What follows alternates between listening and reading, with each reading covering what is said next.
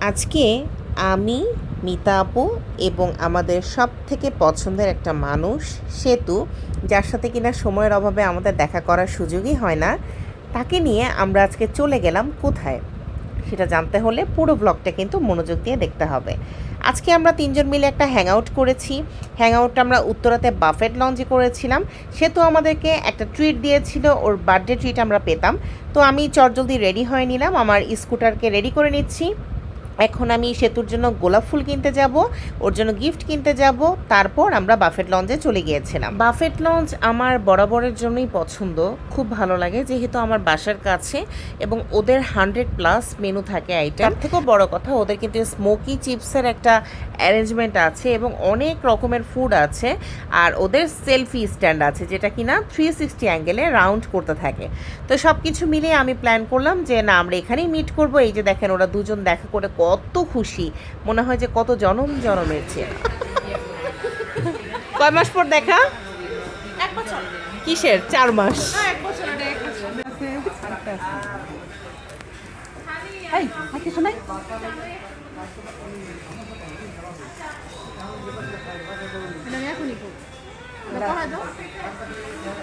আরঙ্গের জিনিস ওর ভাল লাগে ভাই, আমার ভাল লাগে না। আমি ওরা না করি, ও শোনে না। ও আরং থেকেই কেনাকাটা করে। আমি ভাই বারলাভ। Thank you. Thank you.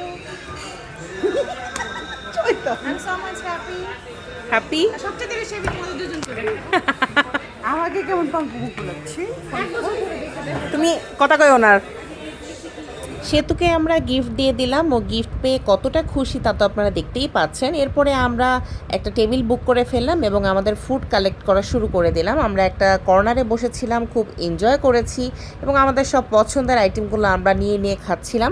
অনেক আইটেম ছিল সেদিন ফুড মেনুতে। মিতা আপুকে দেখেন কত কত ফুড মেনু নিয়ে সে বসেছে, সে যে খাবার পেয়ে কি হ্যাপি ছিল।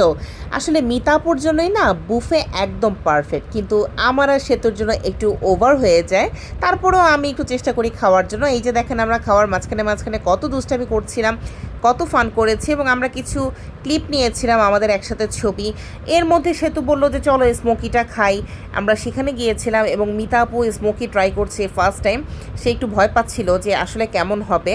এই যে দেখেন তার রিয়াকশান, সে মুখে দেওয়ার পরে যে কী করে, হায় আল্লাহ, সে যে কতটা খুশি। এবং তার থেকেও বেশি হচ্ছে তার নাকি দাঁত ব্যথা করছিল, এত ঠান্ডা এই কারণে। তারপরে আমিও ওদেরকে দেখে প্ল্যান করলাম যে না, আমিও করব। এই যে দেখেন, আমি খুব একটা সুন্দর করে ভিডিও করতে পারিনি, যতটুকু পেরেছি তার মধ্যে আলহামদুলিল্লাহ।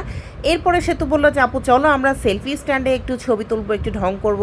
এবং এই যে দেখেন মেয়েটা কতটা খুশি। কেউ কি বলবে যে আজকে ওর বার্থডে না, তারপরও ও এত খুশি। ওর বার্থডে তো আমাদেরকে ইনভাইট করেছিল, কিন্তু আমরা যেতে পারিনি ব্যস্ততার কারণে। তো হঠাৎ করে আমি আর মিতাবু প্ল্যান করে ওই দিনটা ফিক্সড করেছিলাম যে ওর বার্থডে আমরা করতে পারিনি, কিন্তু আমরা সেলিব্রেট করবো এবং সারপ্রাইজ দিব। আসলে একেই মনে হয় বন্ধুত্ব বলে। যদি মনের মিল থাকে তাহলে পৃথিবীতে সব কিছুই সুন্দর লাগে, তাই না? ফ্রেন্ডশিপ বলে একটা ব্যাপার থাকে, কিন্তু আজকালকার যে ফ্রেন্ডশিপ আমি দেখি, আমার কিছুটা সন্দেহ লাগে যে এইসব ফ্রেন্ডশিপ শেষ পর্যন্ত লং লাস্টিং করবে কি না। বাট আলহামদুলিল্লাহ, আমি মিতা আপু এবং সেতু যেহেতু একসাথে আছি, আমাদের ফ্রেন্ডশিপ ইনশাল্লাহ আজীবন চিরস্থায়ী থাকবে, এটা আমার বিশ্বাস। এবং মিতা আপু আর সেতুও এই রিলেশনশিপের মধ্যে অনেক বেশি সিরিয়াস। সো আপনারা সবাই দোয়া করবেন আমাদের জন্য, আমাদের তিনজনের বন্ডিং যেন এরকমভাবেই আজীবন থাকে। এরপরে আমি আর সেতু প্ল্যান করলাম যে না, এখানে যেহেতু অনেক সুন্দর সুন্দর প্লেস আছে, আমরা কিছু ছবি নিব। কেমন লেগেছে? অসাম, তাই?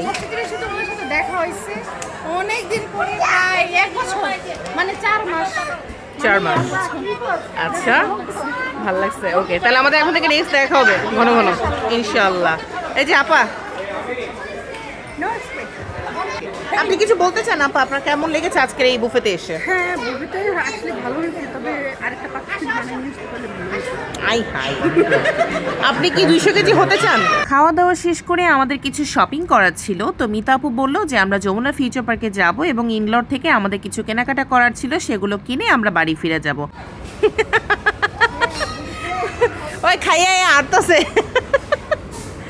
ইনগ্লট থেকে আমাদের কিছু কসমেটিক কেনাকাটা করার ছিল। আমরা অনেক দিন ধরে প্ল্যান করেছিলাম যে যাব, কিন্তু এত বিজি সময় আমরা পার করি, একসাথে যাওয়ার সময়টাই হয়ে ওঠে না, তাই আমরা ওই দিনই প্ল্যান করেছিলাম যে যমুনায় গিয়ে আমাদের শপিংগুলো সেরে ফেলবো। আবার এটা দিও না, মেকআপ করতে এসে মেকআপ দিয়ে যাইতেছে।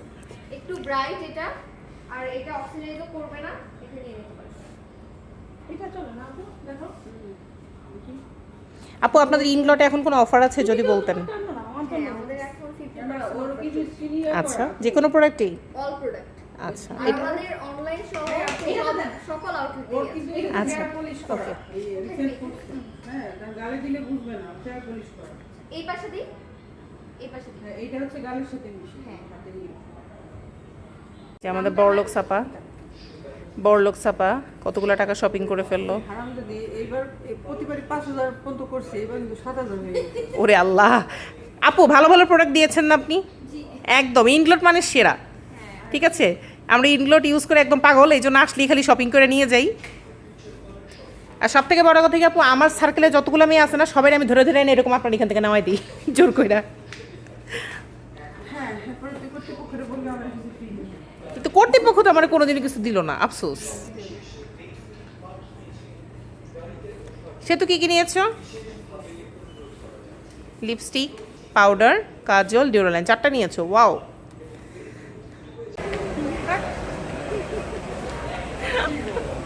আমরা এখন শপিং টপিং করলাম, করে আমরা এখন চলে যাচ্ছি। আমাদের আজকে হ্যাংআউট শেষ না, সে তো টাটা, বাই বাই। সো ব্লগটা দেখবেন, কেমন লেগেছে আমাদেরকে জানাবেন কমেন্ট করে। আর নেক্সট টাইম আবার এরকম খাওয়া দাওয়া হবে, শপিং হবে না, সে তো। ইয়েস। বাই।